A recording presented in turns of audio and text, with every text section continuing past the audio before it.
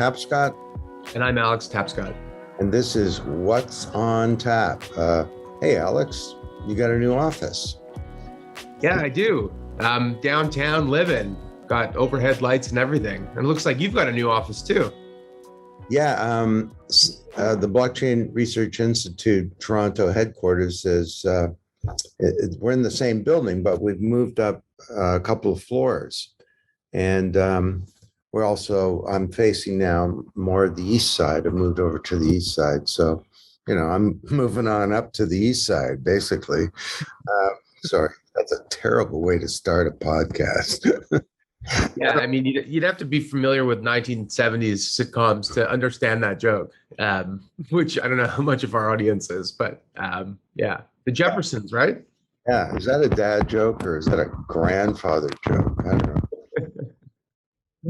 So it's been another fun week, as they always are. Why don't we start with last week? There were these reports out that the Biden administration was considering an executive order on digital assets, developing some kind of comprehensive policy and appointing a crypto czar.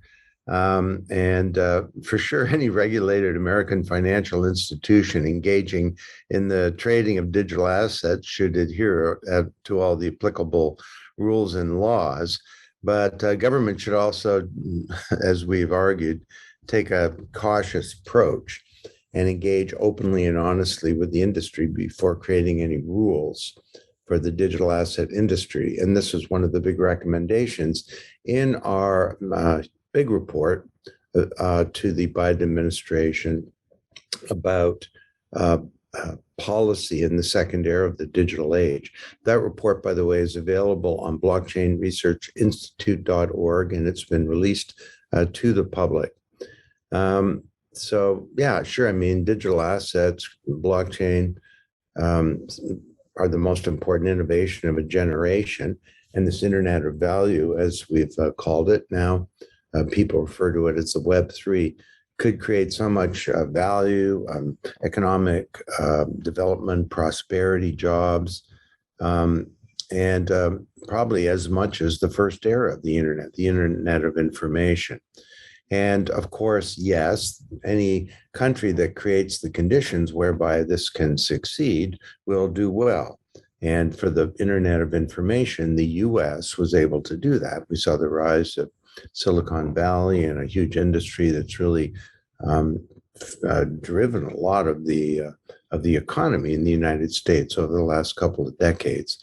So it's very important that governments get this right. And it's not just something that should be left up to local or even state governments, but national governments, federal governments need to get involved and have a sensible approach. But as we argued in the report, this should not just be done in a vacuum. We need a full consultation and engagement of the community to make sure that this doesn't get messed up. I mean, did you have thoughts on this? Well, you summarized a lot of the key points there, I thought, really well. Yes, the government in the US, the federal government, I should say, is definitely sharpening its pencil on this industry and on the asset class. And, that takes various forms. It comes through the regulatory state, existing institutions like the SEC that are given a fairly wide berth to, create new policies or to enforce policies on this industry. But then looking at it from a higher sort of order, which is what is the administration doing and how are they thinking about it? And, I think that the approach is always for governments to be humble in the face of innovation and technological change. And I don't mean meek or always hands off, but to understand that maybe they don't always possess all the information or all of the tools or all of the resources to sufficiently understand the complexities of a new and emerging industry. And so that's where I think it's very important for them to have an honest and open dialogue with industry. There are many companies in the United States that have made proposals for regulations and policies for this asset class, which I think, you could quibble with details, but there's a lot of good stuff in there. For example, I think that A16Z, Andreessen Horowitz, has developed a very good framework for stable coins. I think that Coinbase has developed a very good framework for for crypto asset lending and other areas related to digital assets. And I think that governments should, have a dialogue with these companies and encourage them to share their opinions. There are lots of advocates on the Hill for the asset class, not only companies and not only in non-governmental organizations like Coin Center or the Chamber of Digital Commerce, but also government officials themselves, including a lot of elected officials. And here's an interesting example. China banned Bitcoin mining a few months ago. Before that, China was over half or something like that of the total, Bitcoin mining throughput. Today, China is 0% of Bitcoin mining. The largest Bitcoin producer in the world, but Bitcoin miner in the world, is the United States at over 34%. And a lot of that has to do with policy at the local level, the state and local level, that's been encouraging to investment. And I hate to bring this person up because I don't particularly agree with him on most things, but Senator Ted Cruz of Texas actually spoke at an event in Texas just the other day, where he actually described with a high level of sophistication and understanding just how Bitcoin mining can actually not only help to create jobs and wealth, but actually help to secure an energy grid by locating useful use of energy at the source. For example, natural gas flaring or stranded resources that are renewable, like wind and solar. And Texas happens to be the biggest wind and solar producer in the country by far. So I think that this is not, we've talked about this a lot, and it's interesting that regulations have made up such a big part of the discussion, but it's just a fact, and government policy, but it's just a fact of life that happens when you reach a certain size. The airline industry, the energy industry, the banks, these are big multi-billion, multi-trillion-dollar industries. They are regulated, and so the same will be true here. It's just a question of how you interact with government and what kind of compromise, what kind of path forward you can create. And I do think that the key message should always be, this is the future of the economy. Web3 and digital assets are a bigger innovation than the internet potentially, and they're going to create as many jobs, as much wealth as that era. But this time it could be far more evenly distributed. If anything, it already is. Most of the wealth that was created in the first era of the internet was captured asymmetrically by the shareholders and founders of big platforms. Certainly, there are lots of individuals that have become fabulously wealthy from crypto and from the emergence of these new projects. But it's also something that anybody can access, anybody can be a part of, right? And so it's created a lot of millionaires who might not have been there before, and that's good for the economy as well. Yeah, and I think that often regulators just see the tip of the iceberg. Like in this case, they may see a group of wealthy individuals, and what do we do about them? But there's a broader issue, which is that this is a new sector. It's like the technology sector of the digital age. It's like the internet was a sector when it first came out. Yeah. And you can build a big community around that, like Silicon Valley. But it's not just the sector, it's the foundation of all sectors. So it's going to change supply chains. It's going to change healthcare. It's going to change the operations of government. And even more broadly, it's going to change day-to-day life. And so as we move towards self-sovereign digital identities enabled by this technology. So I would humbly suggest for the Biden administration that they read our report, and that if they're going to develop a policy, that would provide a good framework for it. That we deal with the sector, we deal with the impact on the economy as a whole, we deal with the impact on individuals through identity, then we deal with broader issues like what does this mean for society, and also what does it mean for innovation overall in the economy? What does it mean for the operation of government? And what does it mean for the nature of democracy? Because obviously, American democracy is going through a crisis of legitimacy right now. And of course, technology is not going to fix that. Only humans can fix that. But this new technology provides a powerful new platform to rebuild democracy, not just with secure and trustworthy voting procedures, but with all kinds of stuff like smart votes, where your vote is inside a smart contract, where you're voting not just for an individual, but for their program. And maybe that could lead to a radical concept of elected representatives being accountable to citizens. Just an idea. What a concept. Yeah, rather than accountable to the big funders that put them into power.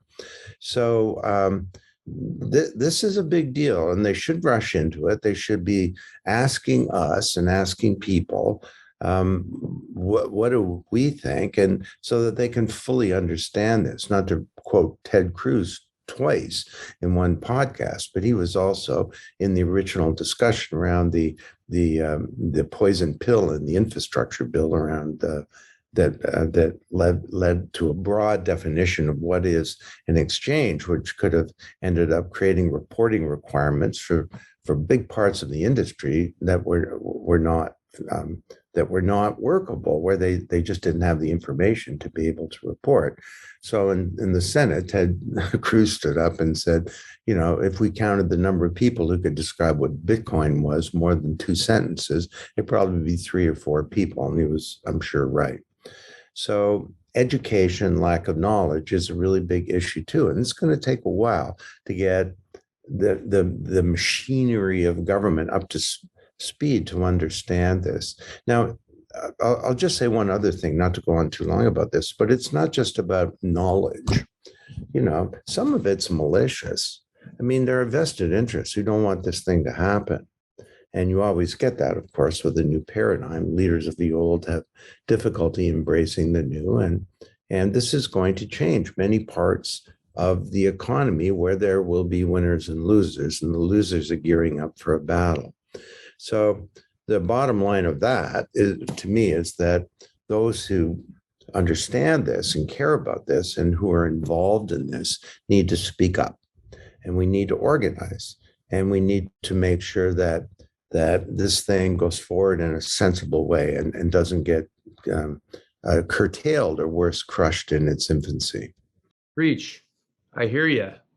I agree with all of that stuff. Hey, let's change the subject to something a bit more cheerful and more optimistic than just a discussion about government regulations. So we're going to talk about what? The pandemic or Afghanistan or something? Yeah, exactly. So the big term that's been kicking around on crypto Twitter these days, the Metaverse, Web3, those two things, and they're being interrelated. For those who are maybe tuning in for the first time, the idea behind Web3 basically is that in Web2, large platforms and other intermediaries controlled the means of digital production, including all digital assets and your identity. And on Web3, you as an individual have control over your own digital goods and your own digital self, and allows you to participate in the economic upside of communities that are built online. And that's a new model that is possible because of blockchain for creating digital scarcity in digital goods, but also for creating new ways of organizing capability in things called DAOs, distributed autonomous organizations, which allow us to coordinate value and to do things in large groups without the need for companies and other traditional entities. The metaverse is this idea that as technology becomes a bigger part of our lives and it becomes more and more advanced, we will be able to live in a super immersive online world.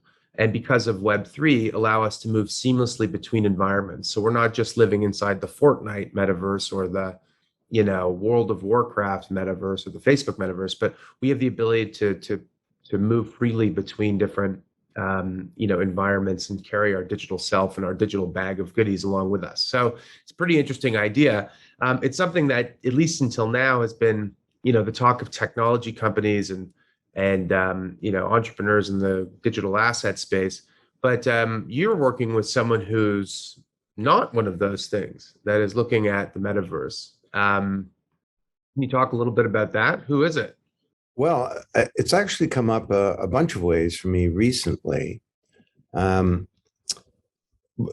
One is the Cardano Summit that had 88,000 people attending. I gave a talk to that. A lot of people were there, but my talk was in a metaverse, and you could go there and see all the little avatars assembling to watch my talk. We personally at the Blockchain Research Institute will be doing our Enterprise Blockchain Awards November 16th, 7 p.m., using holograms being beamed onto into a metaverse environment. So we're going to be doing this ourselves. And a big one for me is I'm traveling to Korea, where the Blockchain Research Institute in Korea has done a partnership with the city of Namyangju. It's called Namyangju City. And the mayor there is a real innovator, and they want to move all city services and other commercial activities into a metaverse environment. And the company Bossagora is going to be working with them to do that. It's a blockchain platform, sort of like Ethereum, basically, in Korea. And so I'm flying over there, and with the mayor and other dignitaries, we're going to be launching this whole thing. I'm going to be standing up in front of a very large audience explaining what this is all about. So, what's going on here? I started cluing into this, I guess, about a year ago, when there was just a lot of talk about this. And at first, my reaction was like, what is this? Second Life kind of was a long time ago, and it really just didn't really go anywhere. I remember back in the day at Second Life, I used to live there. I gave lectures there. I would do all kinds of stuff there.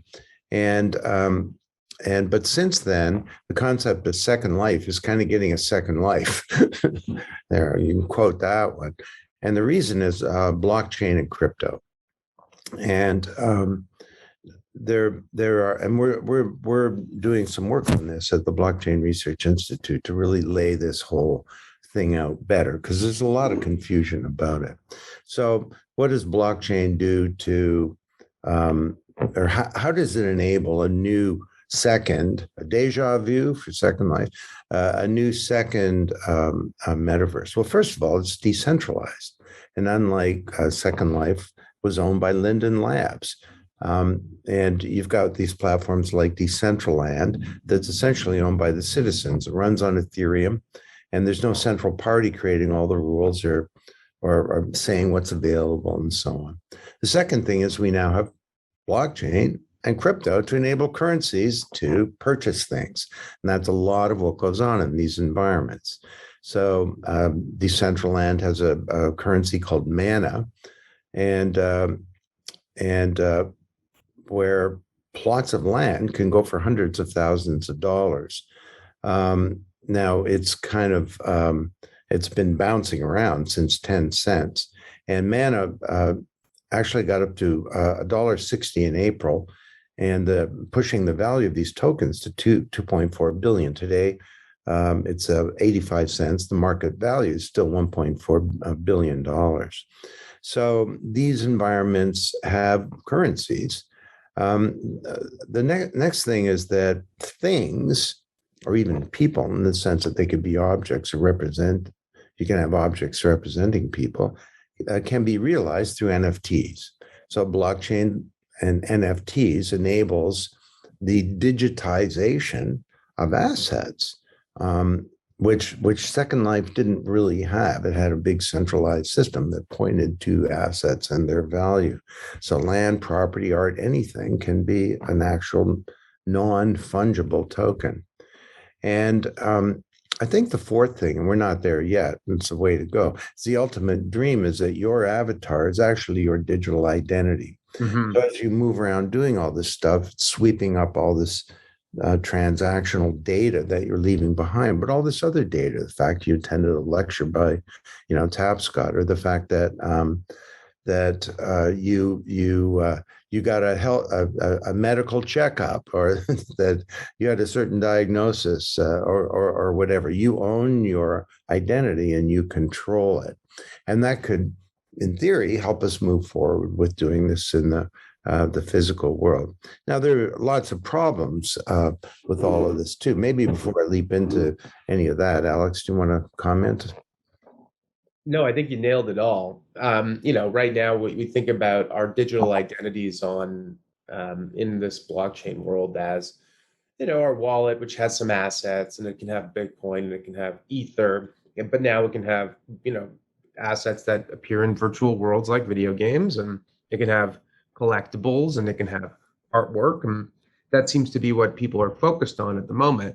But in the future, there's no reason why other things which require scarcity and ownership can't also be held in that way. The right to vote, your voter registration, for example, Yeah. your identity, and other attributes about yourself that could help you get a loan from a bank. The ability to get access to certain communities. I don't know, like maybe your Spotify login, or your Ticketmaster, status, or your Aeroplan, or your Air Miles status. These kinds of things. All these kinds of attributes, which are assets that we should own and control, and in many respects we do, just not, in this sense, can be part and parcel of this virtual self. I think the big implementation challenge is, boy, that's a lot of responsibility if you're the bearer of all of these different things. Security and around crypto assets and wallets has, I think, gotten better, but if you lose all that, Sure. that's a big problem, right? So Yeah. I think of those kinds of issues as, overall, it's a very good idea for individuals to have more sovereignty and control over their identities and over their assets. So that's a great thing. So let's figure out the security component and we'll move forward from there. But there are some implementation challenges, to be sure. Yeah. Well, and the really big one is interoperability. Like right now, there's a concept of a metaverse, but for all intents and purposes, there are multiple different platforms. Well, yeah, we have silos. Sorry to interrupt, but we think about the world of Web 2. We've got like the Facebook and the TikTok and your Yeah. Google and Apple, and these are all companies that control different parts of your life. The metaverse promises something different from that. Web3 promises something different from that. But a lot of these assets exist on inside of certain blockchains like Ethereum or Solana, right? So it's figuring out, I think what your point you're making is how to connect those things, right? Yeah, if we're coining terms today, metaverse, multiple metaverse. No, I suppose metaverse is the concept. Within that, there are mini verses. I don't know. Is Metaverse where the virtual King Louis lives? I hear it has a very nice garden, and but there's no centralized authority saying let them eat, crypto or something. So If only there were. well, anyway, much to be done on that topic. I think we're out of time here. You got anything else urgent? Nothing really on my end. So over to you. Okay. So just some announcements. New book, Platform Revolution, will be available on Amazon. It's available on Amazon now for purchase, and it will be November 1st. That's the next book from the BRI, looking at blockchain, the next stage of blockchain as a platform. I mentioned the Enterprise Blockchain Awards will run November 16th, 7 p.m. And registration is open on our website, or go to blockchainrevolutionglobal.org. I think next week, Alex, we might just review quickly some of the finalists in all of the different categories. I'm not a judge for this thing. There's an independent judging panel headed by Irving Wodeski Berger. But I have to tell you, most of these companies, I had not heard of them. And that speaks to this great lie that nothing's happening in blockchain. These are companies that are going to win the big awards that I've never heard of. So, and I'll bet you a lot of people haven't heard of them either. So we might just take a look at some of those. Hey, you and I are both speaking at Forecast News's Bitcoin and Beyond Virtual Summit, November 10th. We're not doing a session together, are we? I think No, 2 separate sessions. All right. What are you talking about? So I can figure out what I'm talking about. DeFi Ah, and the DeFi. digital asset taxonomy. Yeah, All right. So maybe I'll take a broader look. Maybe I'll talk about the metaverse, my first major speech on that. That might be fun. that's cool. BRI Middle East has entered. Those of you, stay tuned for what I'm actually going to talk about. But I may talk about that. BRI Middle East has a big media partnership with the Dubai World Trade Center for the Future Blockchain Summit. And that's running October 17th to 20th. Isn't that like now? Yeah. Everyone, check out what's on tap from last week, where we had FedEx CIO, the legendary CIO from FedEx, Rob Carter, and he was a special guest. Just mind-boggling vision, as usual. And also, this is interesting. One of our members, Interact Corp, has acquired Secure Key Technologies, digital ID services for Canada. So that's a big move for Canadians as well. Interact's the company that enables you to go to an ATM and to send money on email and so on. So that's sort of a big deal. I could keep going, but that's it for now. By the way, the BRI is going to be soon launching a completely new website, and I had a review of it yesterday, and I have to tell you, it's like a breath of fresh air. It's going to be so effortless to navigate around that, to search it, to find stuff, and so on. And I'm just very excited about it. So stay tuned on that one too. That's what's on tap for this week. And check in, same place, same time next week. Bye, everyone.